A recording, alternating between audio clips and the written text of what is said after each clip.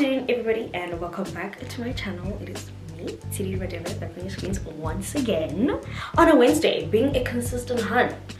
I have to applaud myself because let me tell y'all, I have been on this horse. Okay, we are back on it once again. All right, so you guys already know the topic. We've got a lot to discuss today, and then before we even go anywhere, I have to give my shout outs. Like I have to give my shout outs. I feel like I have to go to the UK so I can get this accent on lock, you know. I want to say a shout out to Brucey B. Shout out to you, buddy. That's my sister. Shout out to you. Designed by Nora. Shout out to you. I think it's Treleza White. Shout out to you. And last but not least, Nadine, I think that's how you say it, and shout out to you, girl. Oh, you guys are just making me so proud in the comment section, right? We're trying to figure out how to moisturize our hair, how to moisturize your hair, when should you moisturize your hair, what is low porosity, okay, like what is that, what other options of moisturizing do we basically have? So let's get right into it. Okay, so you know what, it dawned on me. I was just like, I don't know if you guys are actually taking your hair seriously. If you're not, it's time, because I'm gonna make sure as your internet bestie to ensure that you are actually moisturizing your hair and you're taking care of it and you're back on your schedule, because you do not neglect yourself. When you neglect yourself, you neglect your hair. So we're gonna start loving on our hair like we should and building a better relationship with it once again. Because you know, it's a journey. I've cut my hair, and if you still have not cut your hair and you've been thinking about it, just cut it. It's gonna grow right back, okay? Don't stress. So let's start. Why is it so important to moisturize your 4C hair? If you guys don't know, I have 4C hair, even though, you know, I'm always braided. I've got 4C hair. That means I've got a very tight curl pattern. It's very like compact, like this, okay? I've got low porosity hair, and that's basically just my hair type, and my hair is very dark. You guys can see it's pitch black. So that's that. Okay, let's get that out of the way now that we're on the same page. I believe you should be moisturizing your hair because that's the only way to ensure that it remains strengthened, it has the correct elasticity, and it's hydrated.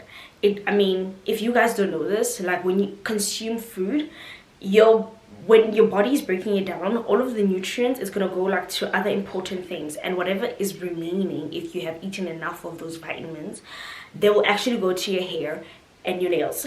I did that the opposite way. Your hair and your nails. So if your nails are growing, your hair should be growing. That's how you see the two, like it works that way. All right, and if you're somebody who normally when like they cut their nails, your nails grow back slowly, most likely your hair could also be doing the same thing. That kind of connected, okay? And your hair is like dead, but I don't want to get into the science of that. But like, yeah, it's dead. You have to take care of it. All right, so that's why you should be moisturizing your hair, to ensure that you're keeping it healthy, keeping it moisturized, and it has the correct elasticity. Because 4C hair is very like tight, we have a lot of elasticity. It's like our hair is very bouncy. All right, so there are 3 methods to moisturizing your hair. You've got the LOC. The L in all of these acronyms I'm going to be saying stands for liquid or leave-in conditioner, liquid being water or a hair mist. Then the O stands for oil, whichever kind of oil, and if you still haven't watched last week's video, go ahead to find out about the different oils. Let me know if you guys want me to do a separate video that shows you which oils to use for low porosity, which oils to use for high porosity, which oils to combine in order for the oils to actually help nourish and somewhat grow your hair. Let me know, okay? And then the C is going to stand for cream. And cream can be anything. I'll give the examples when I get to that. All right, so there are different ways to moisturize your hair. You get 3. You get LOC, which is liquid oil cream, or LCO, which is liquid cream oil, or LOCO, which is liquid oil cream oil. Oh, that's a heavy one if you ask me. The order in which you apply these products that I just mentioned is actually very important. I wouldn't suggest you start applying like a shea butter on dry hair before water and like maybe ending the step with water. That would not make sense, because the consistency of water is lighter than the cream. It only makes sense for you to use the water first, then the cream after, or the oil then the cream. And for me, I would even say that people who just use oil and water and they keep it at that, so they just spray some water, these are people who probably, maybe, I don't know, stand to definitely be corrected, could be people who are maybe who have dreads, I don't know, who have locks for those who live overseas. I don't know if you guys call it dread locks or not, but hey. So yeah, so some people just keep it minimal, you know. Okay, so I'm going to show you guys how I prefer to moisturize my hair. It will always be in the method of water first, then oil, and then a cream to seal it in. But because right now my hair is braided, I'm still going to follow the same procedure, basically the same sequence, and then just add a little bit of shea butter. This has always been the way I prefer to moisturize my hair. I have some castor oil. So last week, if you guys haven't seen the video, please go see the video, because I discussed a few oils that I would recommend that you start using if you haven't already, and why you use certain oils and why you might want to consider combining carrier oils with essential oils. I am using castor oil as mentioned. I love castor oil. It just gets the work done, okay? Like, I don't have to stress about it. It's clean. It just gets the hair done. Also, I've realized since I have restarted my hair journey, whoop, well done to me. If you're still thinking about cutting your hair, just cut it. It will grow back and you get to rediscover yourself as well with your hair. So think about it that way, okay? So, also remember, when you are moisturizing your scalp, you're not using your nails. You're not using your nails. No. You're using the tips of your fingers. So you're basically moisturizing like this, not like that. No. Okay, you don't want to hurt and bruise your scalp. So you just want to take your time and massage it in. If I had peppermint oil, this would be a great time to use it. But honestly, it's been a while since I've myself have used essential oils. I feel like when you are growing your hair, you don't want to be doing too much. I'm going to go in with my favorite leave-in conditioner. Listen guys, I will dye your perfect hair's feet, okay? I love this leave-in conditioner. It is from their Mango and Marita line. I love it. Okay, it smells great. It gets the job done. It hydrates my hair, which is exactly what I need for it to do.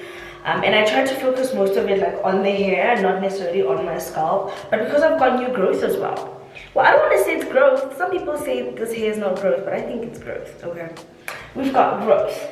And then after this, I will go in with a little bit of shea butter, but because my hair is braided again, I'm not going to be using too much, or else then it's just going to sit on my scalp. However, I have to say, because my hair is braided and I'm a gym baddie, you see the muscles? You'll see that? Yes. Trimmers actually there. I did back today. My whole body is on fire, okay? I did glutes yesterday and my buttocks are on fire. When I sit down, whew. Okay, let me know in the comment section. Do you guys also use shea butter as like a cream to seal everything in? And if not, then what do you use? Let me know. Let me know. The next thing then you would have to consider is what kind of porosity do you have? Let me give you guys a quick definition of what porosity is. Hair porosity, the definition is hair porosity refers to how well your hair absorbs and retains moisture. Low porosity, cuticles are tightly packed, making it hard for moisture to penetrate but easy to retain. And with high porosity, your cuticles are much more open, allowing moisture to enter easily but also escape very quickly. So obviously, if you are somebody who have low porosity like myself, your hair is very like compact, okay?